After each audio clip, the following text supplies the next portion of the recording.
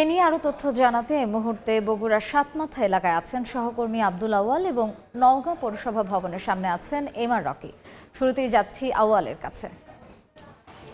সবচাইতে বড় বৃহত্তম পৌরসভা ৭০ কিলোমিটারের বগুড়া পৌরসভায় মশক নিধনের জন্য আসলে যে বরাদ্দটি রাখা হয় বছর জুড়ে সেটি কিন্তু একেবারে অপ্রতুল। মাত্র ৪০ লাখ টাকা বছর জুড়ে কিন্তু বগুড়া পৌরসভার বরাদ্দ ও ৭০ কিলোমিটারের পৌরসভা, যার মতো ৩০ লাখ টাকা ব্যয় করা হয় আসলে মশক নিধনের ওষুধের পেছনে এবং ১০ লাখ টাকা ব্যয় করা হয় মশক নিধনের যে যন্ত্রপাতিগুলো ছিল সেগুলো মেরামতের জন্য। এর ফলে কিন্তু আসলে পৌরসভা বলছে মাত্র ২৫টি ফগার মেশিন এবং ২৫টি হ্যান্ড স্প্রে দিয়ে কিন্তু তারা আসলে ২১টি ওয়ার্ডের পৌরসভা জুড়ে মশক নিধনের তাদের কার্যক্রম চালিয়ে থাকে।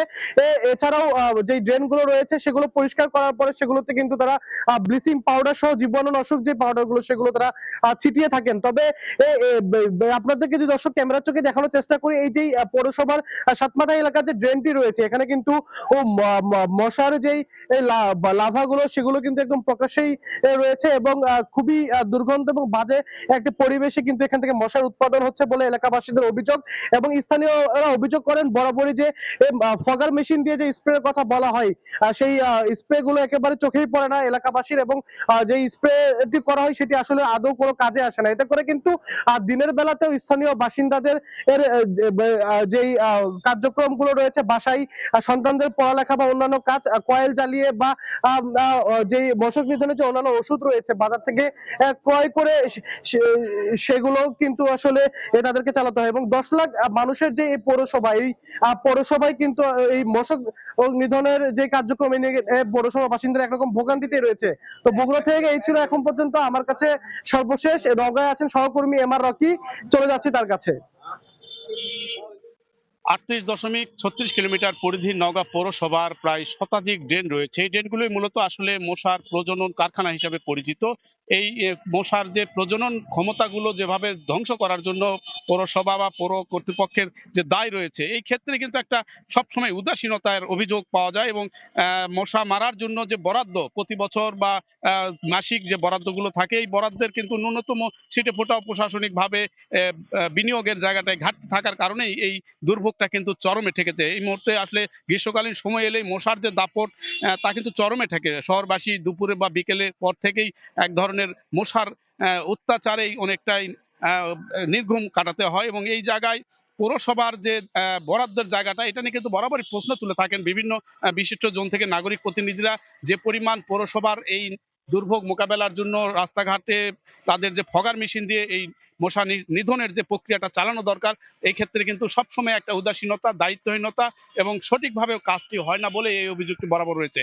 সব মিলে কিন্তু পুরো পৌরসভার এই নাগরিক দুর্ভোগ দীর্ঘদিনের এবং এই দীর্ঘদিনের দুর্ভোগ মোকাবেলার জন্য মশার প্রজনন কারখানা বলে পরিচিত যে ড্রেনগুলো রয়েছে, ড্রেনগুলো নিয়মিত পরিষ্কার করা এবং ড্রেনগুলোর পাশাপাশি যেসব জলাশয় রয়েছে এই জলাশয়গুলোতে কীট যেসব রয়েছে মশা মারার জন্য এই কীটগুলো কিন্তু সঠিকভাবে প্রয়োগের ক্ষেত্রেই জোর দেওয়া হয়েছে এবং এই জোর দেওয়ার ক্ষেত্রে পৌরসভা থেকে কিন্তু এক গাদা কর্মী এখানে আমরা দেখি কাজকর্ম করছে, কিন্তু প্রকৃত অর্থে বাস্তবায়নের ক্ষেত্রে একটা বড় ধরনের দুর্বলতা কিন্তু এখানে রয়েছে।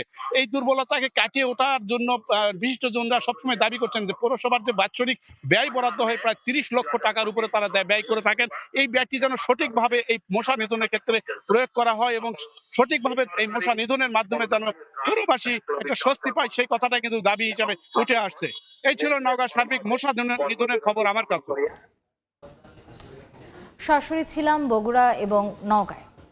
এদিকে এ নিয়ে আলোচনা করতে এই মুহূর্তে রাজশাহীর নগর ভবনে আছেন সহকর্মী সাইফুর রহমান রকি। তার সঙ্গে যুক্ত হচ্ছেন রাজশাহী সিটি কর্পোরেশনের উপপ্রধান পরিচ্ছন্ন কর্মকর্তা সেলিম রেজা রঞ্জু। সরাসরি চলে যাচ্ছে তার কাছে। রাজশাহীতে মশার উপদ্রব বেড়ে যাওয়ায় নগরবাসী ভোগান্তির মধ্যে পড়েছেন। এই বিষয়ে কথা বলার জন্য রাজশাহী সিটি কর্পোরেশনের উপপ্রধান পরিচ্ছন্ন কর্মকর্তা সেলিম রেজা রঞ্জুর সঙ্গে কথা বলবো। আমরা জানি যে আপনারা দীর্ঘদিন ধরে মশা নিধনে কাজ করছেন, তারপরেও কেন আসলে এত মশা? আচ্ছা, ধন্যবাদ আপনাকে। আপনারা নিশ্চয়ই জানেন যে মশার এখন প্রজননের সময়, অর্থাৎ এই সময়টাতে মশা প্রাকৃতিকভাবে এমনি বেশি বৃদ্ধি পায়, এটা আমরা সকলে জানি। তারপরেও জনগণের ভোগান্তি রোধে রাজশাহী সিটি কর্পোরেশন মশা নিধনে সর্বোচ্চ তাদের যে ব্যবহারটি সেটাই করে যাচ্ছে।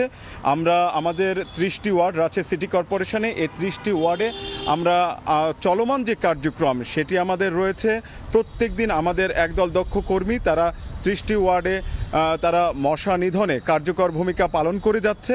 এছাড়াও আমরা কাদা উত্তোলন প্রতিটা সেকেন্ডারি প্রাইমারি যে ড্রেনগুলো রয়েছে এটা কাদা উত্তোলনের কার্যক্রম আমরা হাতে নিয়েছি আগাম বৃষ্টি এবং মশার যে প্রজনন মৌসুম এটাকে সামনে রেখে যেন জনগণের ভোগান্তিটা কিছুটা কম হয়। এছাড়াও আমরা ফোগার স্প্রে শুরু করেছি 30টা ওয়ার্ডে, যেটা গতকালকে থেকে শুরু হয়েছে। ড্রেনগুলো পরিষ্কারের জন্য আমরা যথাযথ ব্যবস্থা গ্রহণ করেছি।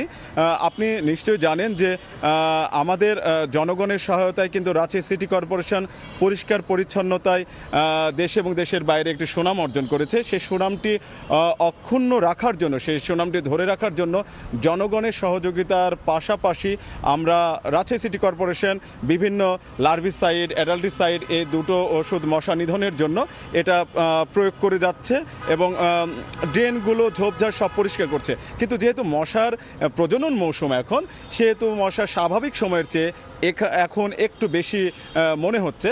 তবে বছরে আমরা যেমনটি জানি যে বছরে রাজশাহী সিটি কর্পোরেশন 1.5 কোটি টাকারও বেশি লার্ভিসাইড এবং অ্যাডাল্টিসাইড ওষুধ কিনছে, এরপরেও কেন মশা নিধন করা যাচ্ছে না, কমছে না?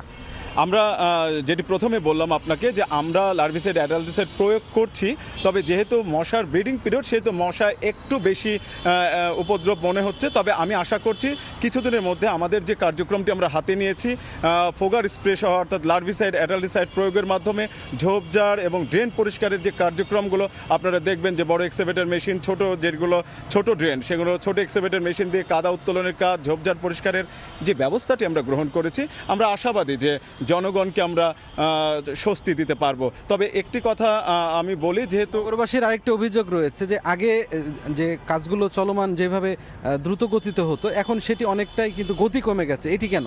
আচ্ছা, আমরা মনে করি যে ফগার যেটা আমরা স্প্রে করি এটাতে কিন্তু মশা নিধন সম্ভব না। যেটি অ্যাডাল্টিসাইড সেটা আমরা প্রয়োগ করছি, লার্ভিসাইড যেটা লার্ভিসাইড আমরা যেটা প্রয়োগ করি মশার যে ডিম ধ্বংস, এই কার্যক্রমটা কিন্তু আমাদের প্রতিনিয়ত চলমান এবং আমাদের যা কর্মী রয়েছে তারা কিন্তু প্রতিনিয়ত এটা ব্যবহার করছে। কিন্তু জনগণের যে অভিযোগটি আপনি বললেন যে হয়তো ফগারে যে ধোঁয়া এটা দৃশ্যমান, সকলে দেখে যে মশা নিধনের কার্যক্রম চলছে, কিন্তু যেহেতু আমরা লার্ভিসাইড প্রয়োগ করছি এটাতে কোনো ধোঁয়া নাই, খুব ছোট মেশিন দিয়ে এটা কার্যক্রমটা চলমান থাকে, সেহেতু জনগণ মনে করছে হয়তো কার্যক্রম চলছে না, কিন্তু আমাদের কার্যক্রম চলছে। এবং লার্ভিসাইডের পাশাপাশি অ্যাডাল্টিসাইড আমরা ফগার মেশিনটাও যেটা ধোয়া হয় সেখানে আপনারা নিশ্চয় জানেন যে মশা কিছুক্ষণের জন্য হয়তো 1 ঘন্টা একটু বিরতি দেয়, তারপরে তারা কিন্তু আবার সচল হয়ে যায়। এই কারণে আমরা লার্ভিসাইড ডিম ধ্বংসের উপরে জোর দিয়েছি এবং ঝোপঝাড় জঙ্গল যদি আমরা কমাতে পারি সেক্ষেত্রে আমার মনে হয় যে মশার যে উপদ্রব সেখান থেকে কিছুটা আমার নগরবাসীকে আমরা স্বস্তি দিতে পারবো। ধন্যবাদ আমাদের সঙ্গে এতক্ষণ যুক্ত থাকার জন্য। আপনারা শুনছিলেন যে রাজশাহী সিটি কর্পোরেশনের পক্ষ থেকে চেষ্টা করা হচ্ছে যে মশার উপদ্রব কিভাবে কমানো যায় সেই বিষয়টি তারা বিশেষভাবে গুরুত্ব দিয়ে কাজ করছেন। তো এই ছিল আমার কাছে রাজশাহী থেকে সর্বশেষ। সরাসরি ছিলাম রাজশাহীর নগর ভবনের সামনে।